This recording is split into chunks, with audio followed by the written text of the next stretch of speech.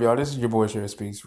Let's get right into it, guys. The Flash, Season 6, Episode 11, loves the battlefield. Now, on the weekend, since, Valentine's Day is right on the weekend, The Flash does their annual episode on the holiday of Valentine's Day.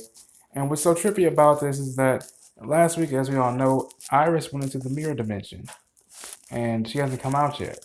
But Iris wakes up, and makes Barry pancakes, which is a little weird to Barry at first, but, they go on about their day. They have a reservation earlier, and they decide to go to dinner twice. Now, Amulet Black comes through just feel like to steal a piece of tech. Her and Goldface reportedly were once together, and so they're battling it out, trying to create like a gang war because of their own relationship strain. They're trying to look for an orchid that produces pollen that can help read people's minds.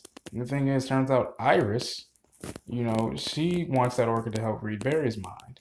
When we come to find out that actually that isn't the real Iris. It's actually a mirror copy of Iris. She's still in the mirror dimension. So she watches on as this fake Iris kisses her man, her husband.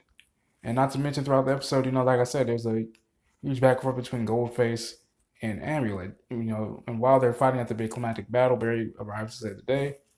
They admit that they still love each other. They kiss and things of that nature. So, like I said, at the very end of the episode, Barry and Iris this year are kissing. It turns out actually, Barry is wondering, asks Iris why is she being so weird. It's because Iris no longer wants to be that damsel in distress. She cries and she leaves. That was at one point of the episode.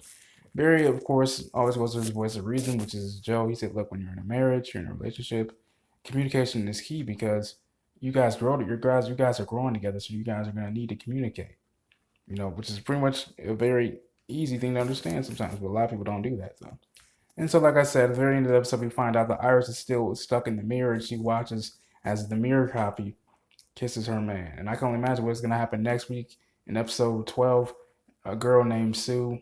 It's gonna be really dope. We also find out that a Wells is actually, within Star Labs. A variant, another version of Wells is actually in Star Labs. Is it our Harry from Earth 2 that we know and love? Or is this a different Wells? Because we have Nash Wells, of course, but I'm not sure, what's the whole thing is. Does he have an evil twin?